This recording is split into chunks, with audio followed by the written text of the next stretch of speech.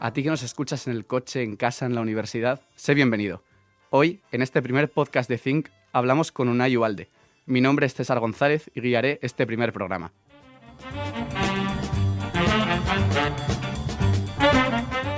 Como venía diciendo, en este primer podcast tenemos la suerte de hablar con Unai Ugalde. Unai es actualmente presidente del Parlamento de Navarra y presidente del Partido Nacionalista Vasco en Pamplona. Nació en Alsasua en 1976 y ha sido concejal y alcalde de 2007 a 2011 del lugar donde nació. Muy buenas, Unai. Muchísimas gracias por acercarte hoy aquí a la radio de la Universidad de Navarra para que podamos tener esta conversación. Buenos días, un placer para mí y felicitaros por la iniciativa y por vuestro trabajo. Muchísimas gracias. Hay una pregunta, quizás una primera pregunta que hacerte, que es ¿por qué la política? Porque no es en absoluto una profesión fácil y la pregunta es más bien ¿cuándo te llamó este mundo y qué te dijo cuando te llamó? Bueno, pues yo creo que una inquietud por participar en los asuntos comunes, ¿no? Ese es un poco el origen. A mí me viene desde muy joven. Yo desde el instituto pues fui elegido delegado, varias veces estuve en el consejo escolar como independiente, en fin, y luego pues de pasar a los asuntos comunes, digamos, en la comunidad escolar, pues a pasar a los asuntos comunes o a la inquietud en el ámbito de mi pueblo y luego del país, ¿no? Y el interés por lo que conocemos como la política, pues no sé, es una vocación, al final yo creo que es una vocación de servicio público, ¿no? Que he tenido pues desde que yo recuerdo. Es verdad que, bueno, eran unos tiempos, los años 90, en que significarse era complicado y que no era fácil, no era cómodo y de alguna manera, bueno, pues algún familiar siempre te retrae, ¿no? Pero, sí. pero respetaron en ese sentido mi decisión, ¿no? ¿En algún momento usted se arrepintió? Dijo, no sé por qué estoy aquí, qué estoy haciendo. ¿Hubo algún momento de crisis en lo que estaba haciendo en política? En el conjunto de mi trayectoria no me arrepiento. Yo creo que el balance es enteramente satisfactorio porque, bueno, la política es una actividad que te da la oportunidad de tener momentos, pues vivir grandes momentos, ¿no? En el desarrollo de proyectos en tu pueblo o en este caso en la comunidad en la que vives. Es verdad que, bueno, pues que hay el día a día hay una sucesión de problemas o de disgustos que exigen mucha dedicación, que tienen mucho desgaste, pero en el conjunto yo creo que me ha permitido vivir pues momentos de alguna manera históricos, ¿no? A nivel de lo que fue mi pueblo primero y luego a nivel del conjunto de la comunidad de Navarra. Sí, ha citado usted por así decirlo, esas dos partes, ¿no? De su etapa política, el pueblo y luego lo que es la parte ahora en Pamplona, en Navarra. Y claro, pensaba yo, usted ha visto, por decirlo de alguna forma, las dos políticas, o la política que es más cercana y la política que es más lejana porque hay más gente. Entonces, yo quería preguntarle si es igual, o sea, si su experiencia es igual en Alsasua que en Navarra, ¿qué diferencias hay? ¿Qué dices, esto tiene ventajas o incluso qué le gustaba más de una y de otra? Bueno, yo creo que fundamentalmente en Alsasua es la cercanía, ¿no? Al final, en una localidad que no tiene demasiada población, ¿no? Es una localidad relativamente pequeña, 7.500 habitantes, pues más o menos has vivido allí, conoces a familiares, conoces a todo el mundo, ¿no? Entonces, esa cercanía, pues lógicamente no la tiene el Parlamento. El Parlamento es una institución más representativa, digamos, más institucional, pero la diferencia es pues que sobre todo quizás se vive más intensamente la política local porque es la política a pie de obra, que suelo decir yo, ¿no? El resolver la vida de tus vecinos, a quienes conoces y bueno, pues tener una dedicación permanente y muy cercana. ¿Cree usted que hay algo de desconexión entre la gente y lo que es el político? Quizás más a nivel Navarra o incluso podemos ya elevarnos a lo que puede pasar a nivel nacional. ¿Cree que se da un poco de desconexión? Porque es lo que ha dicho usted, que hay menos conexión, ¿no? Con lo que pasa con lo que pasa en un pueblo de 7.500 habitantes, que es muy distinto. Sí, yo creo que hay bastante desconexión, ¿no? De la gente con la política y los partidos políticos. Yo creo que eso es evidente. Cualquier encuesta que hacemos en el Parlamento, los propios partidos políticos, vemos que ese fenómeno está ahí en sondeos de opinión. Sin embargo, paradójicamente creo que sí hay inquietud de la sociedad y las nuevas generaciones por problemas comunes, ¿no? Pues estoy pensando en el medio ambiente o la salud del planeta, es decir, causas comunes en los cuales pues la sociedad y las nuevas generaciones sí están implicadas, pero quizá hay una desconexión con lo que es la política y los partidos políticos, ¿no? Es un fenómeno que tenemos que analizar, ¿no?, permanentemente, yo creo. Creo que la sociedad está evolucionando muy rápido y que para conectar con la sociedad pues estamos o tenemos que estar desde los partidos políticos permanentemente en una actitud de escucha y de conectar con las nuevas necesidades de la gente y las nuevas preocupaciones de la gente, ¿no? Sí. ¿Se ha tomado usted algún café con algún otro partido político? Y luego tenía también pensado decirle si lo llegaron a terminar ese café. Bueno, me ha tocado tomar muchos, ¿no? Y sí, lo llegué a terminar, lo he llegado a terminar muchas veces. Yo creo que a mí me parece, y esa es una enseñanza de mi trayectoria política, siempre en puestos de responsabilidad, pero con panoramas muy plurales, de composiciones políticas muy plurales, pues que el factor de la confianza, del diálogo un poco con sinceridad y de hablar sinceramente en entornos amables con el adversario político es fundamental para llegar a acuerdos. Yo creo que eso es un elemento que a todos los niveles es muy importante, ¿no? Cuando se crea un clima de confianza, tomando un café o tomando una cerveza, y se puede muchas veces llegar a acuerdos que, bueno, en el fragor de la batalla, sobre todo cuando hay medios, pues a veces es más complicado, ¿no? Y yo creo que es fundamental que haya estos ambientes distendidos.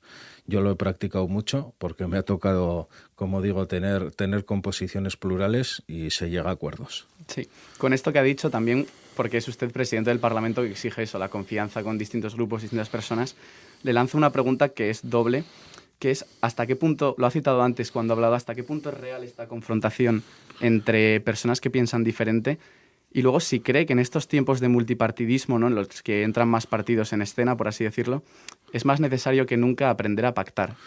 Bueno, yo creo que hay un punto de teatralidad o de escenificación, sobre todo en aquellos foros, como decía, en los que hay una exposición pública, ¿no? Los plenos del Parlamento, las comisiones, etcétera.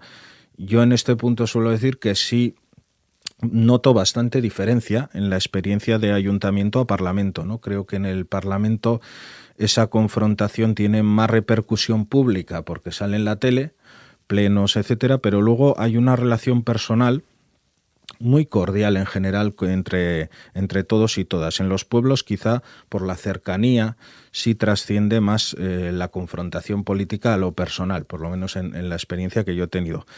Para mí fundamental lo de aprender a pactar, ¿no? Los tiempos de los bipartidismos, de las mayorías absolutas, por lo menos en Navarra, no parece que vayan a volver a corto o medio plazo. Por lo tanto, pues como se suele decir, estamos condenados a entendernos entre partidos y coaliciones diferentes, y estamos demostrando, yo creo, en el caso de Navarra, que es posible desde hace años, ¿no? Tanto en la legislatura pasada había 3 coaliciones y un partido como Podemos sosteniendo un gobierno, que tuvo 4 presupuestos y que tuvo una cierta estabilidad institucional, ¿no? Y en esta legislatura también llevamos ya 3 presupuestos con un gobierno de coalición de 3 organizaciones políticas y 2 más que lo apoyan en el Parlamento. Entonces, yo creo que se puede, y Navarra es un buen ejemplo de ello, y es trabajoso, cuesta, pero se puede, ¿no? Sí, siguiendo aquí con esta línea de pactos y de acuerdos entre partidos, María Chivite fue precisamente investida como presidenta hace casi 3 años, que menudos 3 años, con el apoyo del PNV. También hemos visto recientemente que el propio PNV le exige a Chivite que se apoyen sus socios de investidura y decían que evite las tentaciones de pactar con UPyN o hacer otros acuerdos.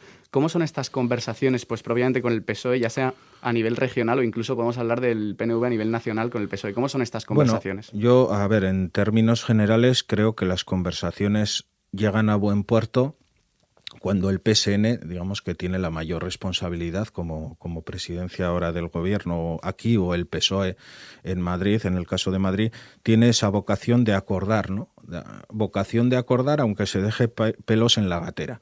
Lo que sí han venido problemas, o los problemas vienen cuando en aquellos casos en los que actúa pues unilateralmente para salirse con la suya, como si tuviese mayoría absoluta, se enroca en posiciones propias y le da igual sacarlas adelante al margen de los socios, ¿no? Con los que de alguna manera tiene que compartir esas decisiones. Y yo creo que eso lo hemos visto varias veces en esta legislatura, tanto a nivel, como decías tú, del Estado. Ahora mismo hemos tenido el ejemplo del Sáhara, ¿no? El cambio de actitud del gobierno de Pedro Sánchez con el Sáhara de forma unilateral, o en Navarra algunos episodios como recientemente el convenio económico con el Estado, en el que bueno, pues ha habido esas diferencias, ¿no?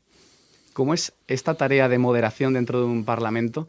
Y no sé si usted alguna vez tiene sensación de ser como el profesor del colegio a veces. Bueno, yo sí, muchas veces, sí, ¿no? Yo creo que es verdad que en los plenos... al final, en los plenos, cada parlamentario o parlamentaria está atenta a sus temas, a los que lleva más directamente, y a veces, bueno, los demás suben los decibelios y uno se siente un poco como un profesor en un centro, ¿no? Sí. Llamando al silencio. Pero en general yo creo que es un parlamento en el que la gente actúa con bastante responsabilidad. También es cierto que ha sido una legislatura complicada, con la crisis sanitaria, con la COVID, que ha exigido grandes acuerdos y gran responsabilidad por parte de todos en un momento difícil para la sociedad, ¿no? Entonces, en general, yo creo que han sido alumnos responsables y que se han portado bien. Sí, no, y lo que ha dicho, un momento en el que no hay programa político que tuviera en su programa propiamente gestionar una pandemia. Sí, hay un programa político de legislatura en el 2019 con una serie de medidas pensadas a 4 años, tanto para Parlamento como para Gobierno, pero claro, nadie iba a pensar que unos meses después, ¿no? A primeros de 2020, en marzo de 2020, pues nos fuésemos a encontrar en esa situación. Y yo creo que, bueno, pues el propio miedo, la propia inquietud, ¿no? Que en la sociedad pues eso se vivió aquella situación en la sanidad, en las residencias, etcétera, hizo pues que todo el mundo arrimase el hombro para salir de aquella situación, ¿no? Sí. Pasando un poco a lo que es el mensaje que transmite un político al ciudadano, ¿cómo cree usted que tiene que ser hoy en día ese mensaje que emite el político al ciudadano? Porque antes, me viene a la cabeza que antes la comunicación era más de masas, pues se me ocurren folletos idénticos, carteles idénticos, y ahora es verdad que se busca más un mensaje personalizado, ¿no? ¿Tiene que ver aquí las redes sociales? ¿Qué ha influido aquí y cómo es este mensaje ahora? Bueno, yo creo que las redes sociales son las nuevas formas de comunicación, ¿no? Más directa, más personalizada, están suponiendo cambios, ¿no? También en la comunicación política. Cada vez hay que afinar los mensajes de manera más corta y entendible, ¿no? Y cada vez se está menos dispuesto, yo creo, por parte de la gente a escuchar pues largas chapas o largos textos. Eso es así y hay que adaptarse, ¿no? Aunque a algunos les cueste, pero yo creo que es una nueva forma de comunicación. Sí, quizás también por eso y por lo que ha dicho de que la sociedad busca un mensaje más directo, ¿no se ha vuelto hoy el discurso un poco más emocional? ¿O cree usted que la política seria de gestión de verdad vende menos? ¿O en cambio piensa lo contrario? ¿Piensa que luego al final la gente la valora? ¿Qué opinión tiene usted de esto? Bueno, la emocionalidad y la espectacularidad vende, ¿no? Y algunos pueden tener la tentación de abusar de ella, ¿no? No sabría decir de quién es la culpa, pues un poco de todos y de todas, ¿no? Es la situación, el contexto, pero sí echo de menos muchas veces pues debates más reflexivos y más sosegados y con menos golpes de efecto, ¿no? Es verdad que ahora vivimos rodeados de cámaras, ¿no? Cada uno tiene una cámara en su móvil, en su bolsillo, es decir, vivimos rodeados de cámaras y eso pues influye también, ¿no? En la forma en que nos comunicamos y en los discursos y en el debate político. El insulto no me gusta, no me ha gustado nunca, y lo que sí creo es que, bueno, pues la política seria y de gestión también tiene que tener su espacio, aunque muchas veces resulte aburrida, ¿no? Hace Sí. falta un poco de reflexión y un poco de sosiego para tratar determinados temas en los que a veces pues, se abusa de la emocionalidad. Sí, no, porque desde luego en esa calma es donde uno encuentra el acuerdo con el que piensa diferente y lejos del insulto, que es lo que usted decía. Sí, es un ejemplo claro, lo tenemos en el funcionamiento del Parlamento, en las ponencias. Las ponencias son a puerta cerrada, no hay cámaras, no es como una comisión o un pleno, y bueno, pues la gente, digamos que habla con mayor tranquilidad y quizás pues se toma los debates de forma más reflexiva, más sosegada, y muchas veces los acuerdos suelen surgir de ese tipo de foros. Sí. En política es común, y en parte menos mal también, porque somos todos muy diferentes, que los miembros de un mismo partido discrepen en ciertos temas con el propio partido. Esto, dentro de un partido, ¿cómo se enfoca? Porque al final es imposible que todos pensemos igual, sería nefasto. Sí, bueno, yo creo que en todos los órdenes de la vida, ¿no? Cuando uno pertenece a un grupo, pues hay unas coincidencias básicas, pero luego puede haber, y es sano, que haya discrepancias, ¿no? Y hay que saber gestionar las discrepancias. Y también hay posiciones que al final pueden ir modulándose según las circunstancias que las rodean, ¿no? A veces cambian las circunstancias que las rodean y las posiciones van girando. Yo normalmente me siento cómodo con las posiciones de mi partido, más allá de alguna cuestión de matiz, y bueno, por eso estoy donde estoy, ¿no? También, Claro. pero es verdad, bueno, pues que hay matices, lógicamente, y hay unas discrepancias internas que también hay que saber gestionar, ¿no? Sí. ¿Cree usted que en su discurso, o sea, en el discurso en general de algún político, de los políticos, a veces con esto que ha dicho usted de hacer el mensaje más simple, porque al final la población, oye, lo que está pidiendo es un mensaje más simple, podemos correr el riesgo de perder la dirección de ese mensaje un poco? Bueno, sí, es decir, en los mensajes simples lo que tienen es que quizás son muy entendibles, muy fácilmente digeribles, pero pierden matices, ¿no? Y hay determinadas decisiones en el ámbito público pues que tienen sus complejidades y que hay que explicarlas con una cierta, hay que explayarse un poco en la explicación, ¿no? Y bueno, pues las nuevas formas de comunicación no dejan mucho tiempo a los matices, ¿no? Yo creo que es importante también hacer pedagogía en los discursos públicos y hacer las cosas entendibles, pero bueno, intentando que se entiendan sus matices y muchas veces su complejidad, ¿no? Desde luego, porque además creo que si algo de matiz tiene la sociedad son esas minorías que claro, porque es verdad que uno puede gobernar con el 51% de los apoyos, pero luego cuando gobierna tiene que gobernar para el 100%. Entonces, ¿esto cómo se aborda? Bueno, quienes estamos en posiciones de gobierno, en gobierno o en parlamento, pues tenemos una cierta responsabilidad de estar representando a una institución que a su vez representa al conjunto de la ciudadanía, ¿no? Pues sobre todo el Parlamento, ¿no? El Parlamento representa al conjunto de la sociedad navarra, entonces hay un papel, en concreto el que a mí me toca como presidente, institucional, de representar al conjunto, pero luego, bueno, pues hay diferencias y yo también soy parlamentario y creo que eso no está reñido con que haya determinados acuerdos que para avanzar, y en una sociedad democrática tiene que ser así, pues se tengan que regir por las mayorías, ¿no? Los acuerdos, las leyes, los presupuestos, y ahí, bueno, pues las reglas son las que son. Hay que intentar llegar a acuerdos los Sí. más amplios posibles, pero a veces pues es el 51%. Sí. Y por mi parte voy a lanzar una última pregunta, que es quizás más rápida, que es, ¿qué cree a corto plazo, a medio, a largo, como la quiera enfocar usted, que debe de ser la política para los ciudadanos? Pues yo creo que los ciudadanos deben percibir que la política sirve para resolver sus problemas, ¿no? Y que después del oportuno debate entre personas que pensamos diferente y que estamos conviviendo en esta sociedad, conseguimos entre todos alcanzar un acuerdo que beneficia a todos, ¿no? Que Sí. favorece, beneficia a todos, y eso es al final el interés general, ¿no? Hmm. Creo que eso debe ser, que la gente debe percibirlo como un instrumento para resolver sus problemas. Sí. Pues nada, yo hasta aquí nuestra conversación de hoy, Unai. Yo que sepas que me quedaría horas hablando y estoy convencido de que nuestro público que nos está escuchando ahora también lo haría porque desde luego ha sido muy interesante. Yo ahora salgo del estudio para que entre mi compañera María y aborde la última parte de esta entrevista, pero por mi parte y en nombre de todos los que nos escuchan, muchísimas gracias por compartir este tiempo con nosotros. Pues lo dicho, muchas gracias a vosotros y hasta cuando queráis. Gracias.